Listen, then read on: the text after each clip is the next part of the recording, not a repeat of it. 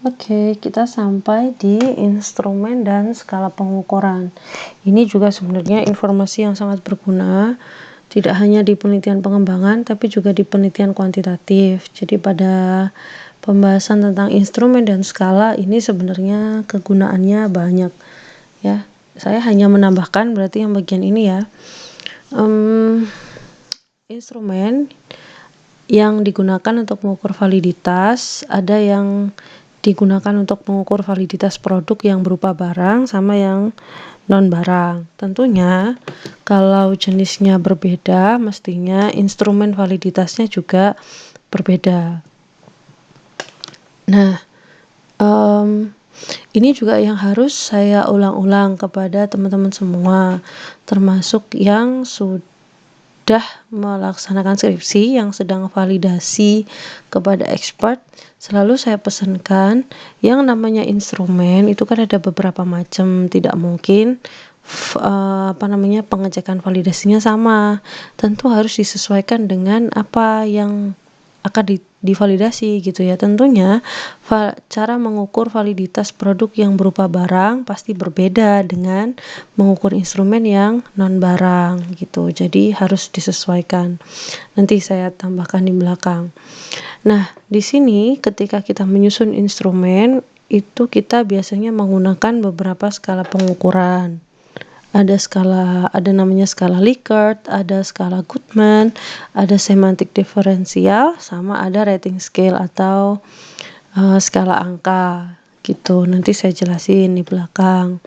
Nah, yang pertama seperti tadi, kita cek dulu posisi instrumen penelitian dalam penelitian dan pengembangan level 1. Kalau kita menggunakan level 1, ada berapa kali instrumen penelitian yang harus kita buat gitulah. Dari bahkan ini kita bisa lihat ada 3 kali atau 3 jenis instrumen penelitian kita bikin, dan itu munculnya 3 kali selama penelitian. Yaitu instrumen yang pertama adalah instrumen penelitian 1 biasanya muncul ketika kita menggali potensi dan masalah gitu. Instrumennya berupa apa? Macam-macam. Anda kan sudah kenal beberapa jenis instrumen ya.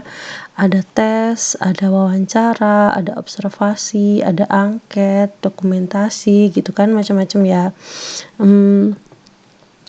Nah, ketika kita sedang menggali potensi dan masalah, bisa jadi kita memerlukan suatu instrumen, misalkan instrumen checklist observasi. Misalkan ketika kita mengamati potensi suatu daerah, misalkan kita memerlukan list apa saja yang ada di daerah tersebut, misalkan kemudian kita bikin centang-centang-centang. Nah, itu kan sebenarnya juga berupa instrumen gitu. Berikutnya, ketika kita mengumpulkan informasi di sini, kita juga memerlukan suatu instrumen. Bisa jadi kita misalkan menggali informasi ke siswa. Berarti kita mungkin perlu yang namanya pedoman wawancara, ya kan? Kita perlu pedoman wawancara. Tujuannya apa? Untuk memetakan apa saja yang sebenarnya ingin kita tanyakan dan kita gali kepada siswa. Jadi di sini muncul juga instrumen penelitian. Terus selama proses ini kita juga memungkinkan muncul instrumen ketika kita membuat atau melakukan validasi dari desain yang sudah kita bikin gitu. Jelas kalau validasi kan harus ke expert. Nah, berarti kan harus memerlukan instrumen kan untuk menilai dia ini desainnya itu valid atau enggak. Nah, itu kan perlu yang namanya instrumen gitu. Jadi kiranya kalau level 1 itu kita 3 kali muncul instrumen penelitian atau membuat instrumen penelitian ini sebanyak 3 jenis, 3 kali gitu ya. Mungkin ada yang sama tapi 3 kali gitu. Sedangkan untuk yang di level 2, karena di level 2 itu kita melakukan pengujian saja tapi tidak melakukan suatu research, maka bisa jadi instrumen penelitiannya hanya muncul di ketika tahap pengujian. Tapi bisa juga kok kita muncul lebih dari satu ini. Misalkan ketika membandingkan dengan standar ini, kan kita butuh checklist gitu. Nah, itu juga bisa muncul instrumen ya. Nggak usah jadi patokan inilah ya. Kemudian kalau di level 3 Anda bisa lihat seperti tadi ada 6 instrumen. Ya, karena tadi kan Anda bisa lihat ada 6 kali kita mengambil populasi dan sampel kan. Nah, karena setiap populasi dan sampel itu kita juga mengambil data, berarti pasti perlu yang namanya instrumen. Kalau ini misalkan ketika kita meneliti produk yang sudah ada, ini berarti instrumen yang pertama bisa jadi bentuknya adalah lembar observasi atau checklist misalkan. Kemudian penelitian lapangan, wawancara, atau tes misalkan. Kemudian jadi misalkan ini tadi produk yang sudah ada itu LKS misalkan, LKS tentang limit fungsi sudah ada. Kemudian kita coba penelitian lapangan, LKS itu dikasihkan ke siswa. Bisa nggak siswa jawab gitu? Berarti kita memerlukan instrumen berupa tes misalkan. Terus pengujian internal rancangan tadi kepada ahli atau praktisi kan, pasti perlu instrumen. Instrumen untuk apa? Ya untuk mereka menilai. Bisa buat bentuknya checklist, bisa bentuknya skala gitu ya untuk menilai produk yang sudah kita bikin. Terus ketika uji coba terbatas, nah ini perlu instrumen juga. Ketika uji coba terbatas misalkan diujikan ke siswa. Misalkan diklaim katanya produknya itu bisa meningkatkan kemampuan berhitung siswa misalkan, maka harus dicoba. Kalau uji coba terbatas berarti perlu instrumennya apa? Boleh macam-macam, bisa soal tesnya kan bisa masuk instrumen soal tes, atau yang kedua wawancara, yang ketiga observasi misalkan gitu ya. Sama uji coba yang terbatas juga demikian, uji coba skala kecil juga demikian, dan skala besar juga demikian, sama ya. Tetap perlu yang namanya instrumen. Sama, ini untuk yang level 4 sama dengan level 3 tadi ya. Banyaknya instrumennya juga memungkinkan ada 6 banyak instrumen gitu. Nah, di sini ini kita bahas beberapa skala yang biasanya digunakan dalam instrumen. Yang pertama adalah skala Likert.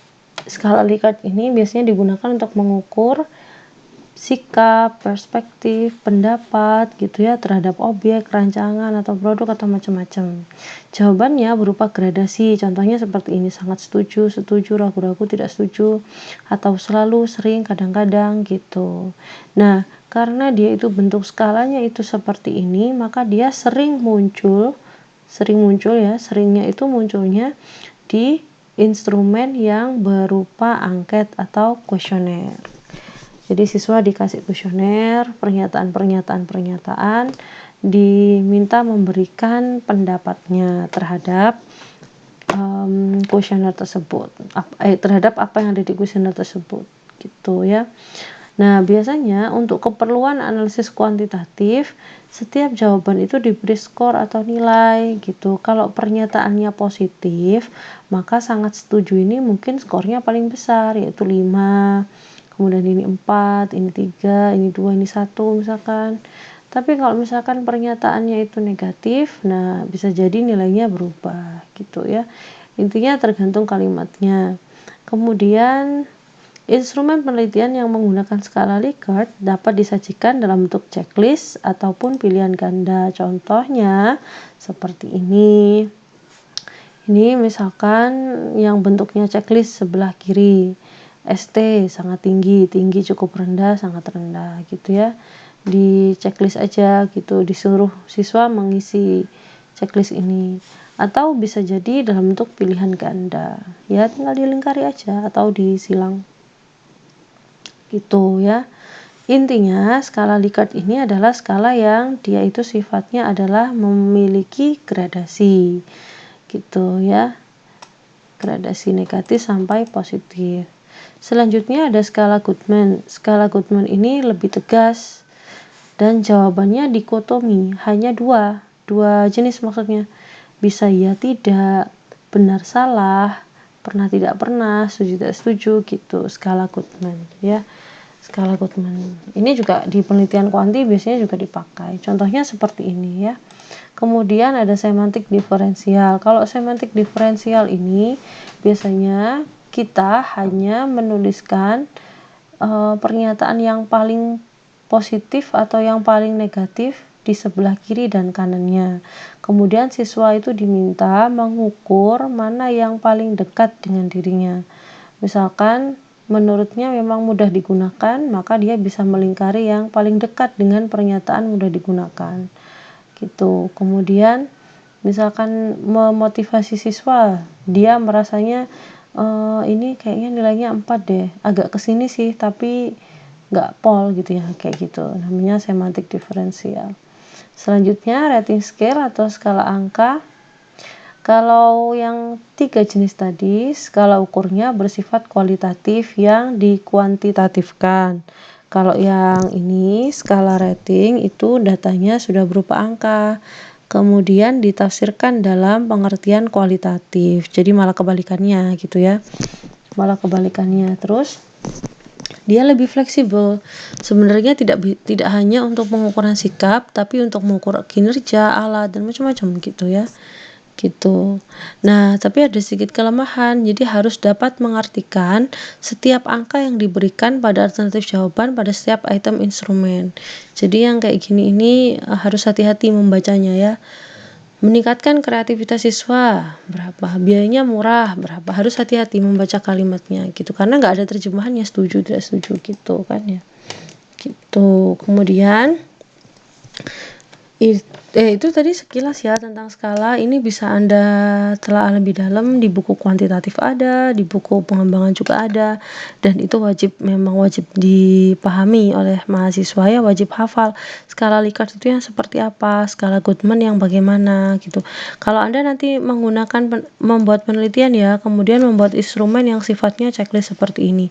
Kemudian Anda membuat skala di sini sangat tinggi, cukup tinggi, rendah, sangat rendah misalkan. Kemudian Anda ditanya, ini kenapa skalanya seperti ini? Ini menggunakan aturan skalanya siapa? Gitu misalkan, skala Likert Pak. Oke, skala Likert. Kenapa pertimbangannya seperti ini? Kenapa nggak pakai yang Goodman? Gitu. Itu harus kuat jawabannya di situ. Dan juga harus tahu, misalkan Anda merujuk ini dari mana gitu. Nah, bukunya dibuka gitu ya. Kalau saya ini dari bukunya Pak Sugiono. Cara menyusun instrumen. Nah, kalau cara menyusun instrumen sebenarnya ini hampir semua penelitian ya seperti ini gitu modelnya ya. Kita biasanya berangkat dari variabel. Variabel utamanya apa? Apa sih yang mau difokuskan gitu? Apa sih yang mau ditelaah gitu. Kemudian setelah ke variabel kita harus mengecek definisi-definisi operasional. Misal kita ingin menghasilkan media yang efektif dan praktis gitu misalkan ya. Maka efektif itu apa? Dikatakan efektif itu ketika seperti apa? Dikatakan praktis itu ketika seperti apa? Nah, itu harus dijabarkan. Kemudian kita membuat indikatornya itu tadi ya, termasuk. Kemudian kita baru menyusun butir-butir pertanyaannya.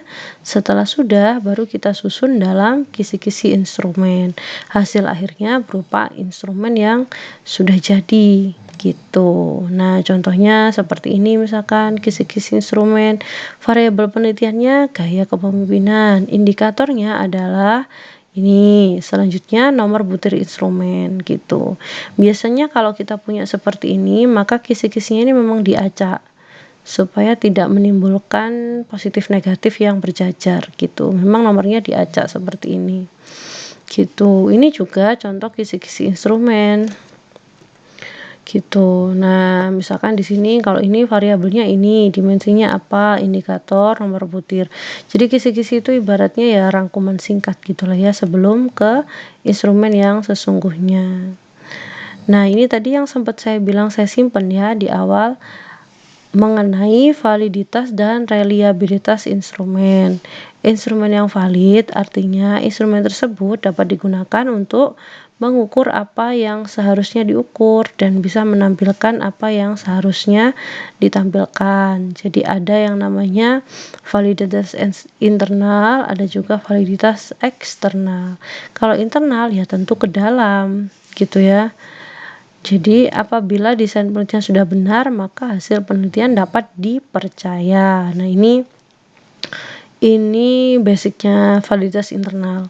Kemudian lagi yang satunya adalah penelitian yang secara metodologis sudah dilakukan dengan cara yang benar. Artinya mulai dari perumusan masalah sampai menarikan kesimpulan itu sudah runtut sesuai gitu. Kemudian kalau validitas eksternal berarti kita membandingkan dengan generalnya atau dengan bentuk umumnya atau dengan orang lain. Misalkan hasil penelitian dapat diaplikasikan pada dunia nyata gitu ya, kalau menghasilkan produk gitu.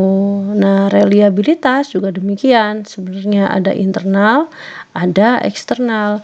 Kalau instrumen yang reliable itu artinya instrumen yang bisa bila digunakan beberapa kali untuk mengukur objek yang sama akan menghasilkan data yang sama.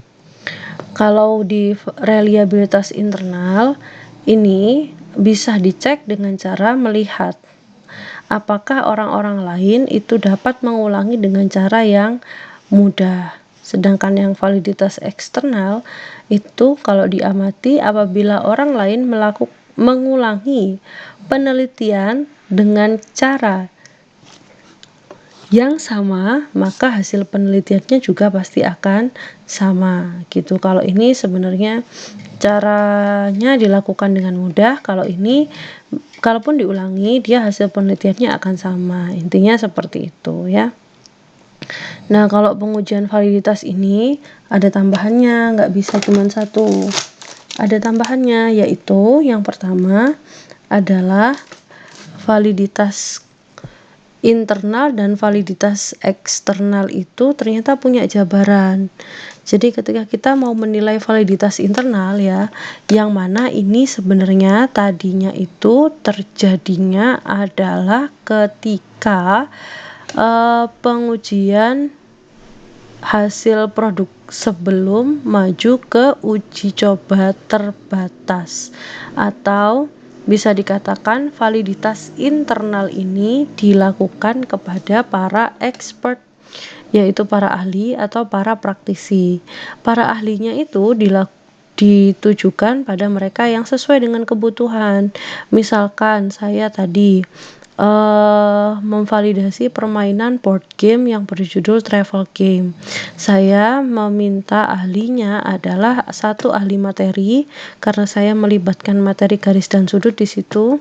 Kemudian validator satunya adalah validator yang ahli pembelajaran gitu.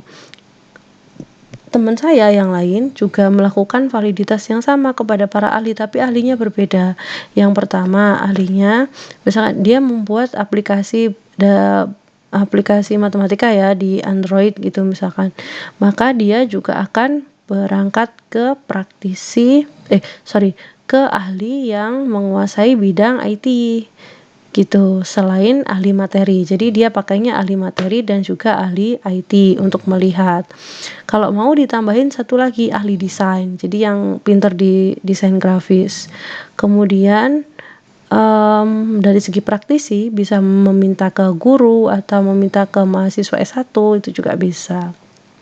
Ada lagi kasus contoh, misalkan teman saya membuat suatu penelitian pengembangan yang LKS untuk siswa berkebutuhan khusus misalkan.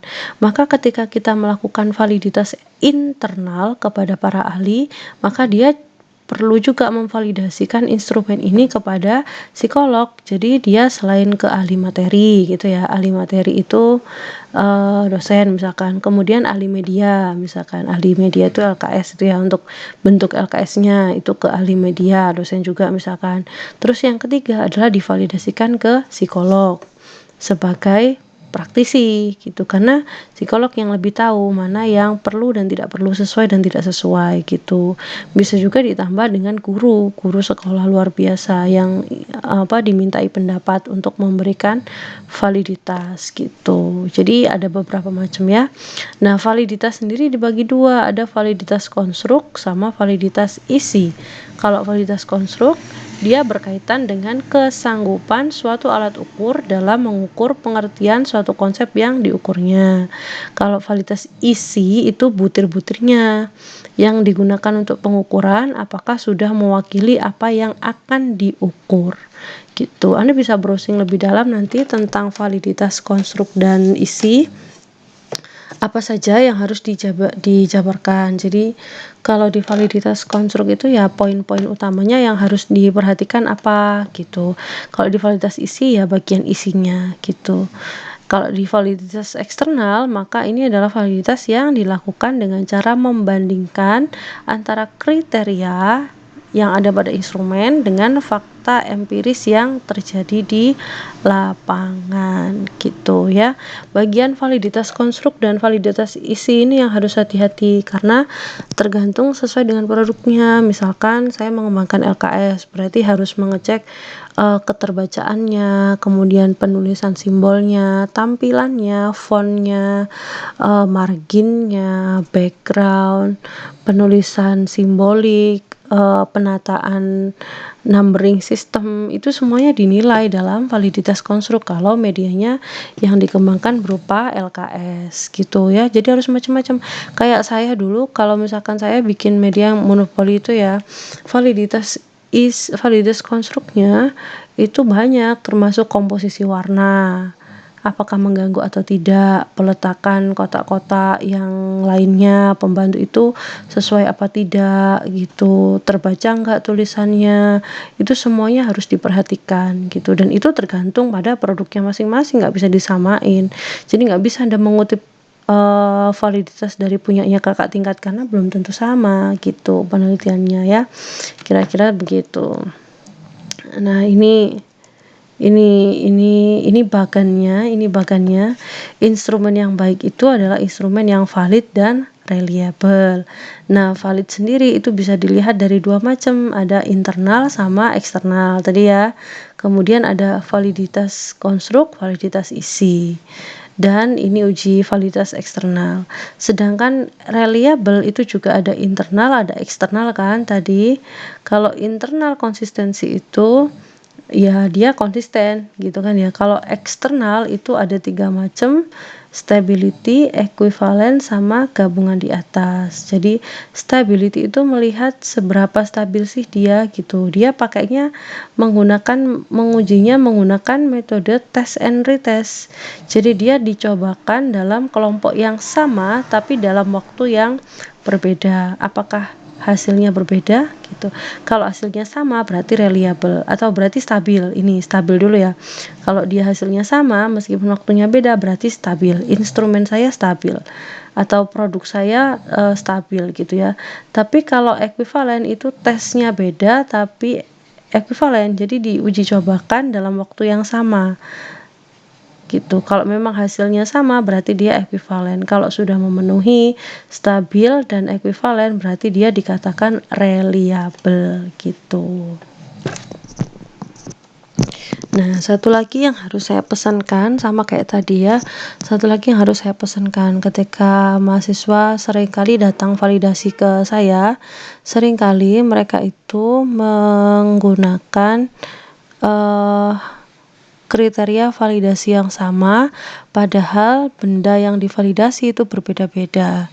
Nah, ini yang harus dicatat ya, ketika Anda mau melakukan validasi, pastikan Anda sudah membaca berbagai buku penelitian yang sesuai dengan penelitian yang Anda lakukan, sehingga Anda harus tahu nanti kalau mau memvalidasi seperti ini, itu harusnya pertanyaannya seperti apa, kriteria apa yang harus saya gunakan. Nah, itu ada banyak di buku penelitian ya. Ada banyak di buku penelitian. Yang celaka itu adalah ketika kita hanya mengutip atau mencontek miliknya kakak tingkat padahal produknya belum tentu sama, padahal bendanya belum tentu sama, penelitiannya bisa berbeda gitu. Maka pertimbangannya kan pasti beda-beda gitu ya. Harus diingat-ingat bahwa setiap kali Anda mau melakukan sesuatu itu pastikan ada di buku. Sesuaikan dengan buku gitu ya. Jangan hanya asal membaca gitu. Membaca skripsi. Oke, masih ada satu bagian terakhir kayaknya. Kalau nggak 2, saya lanjutkan di video selanjutnya ya.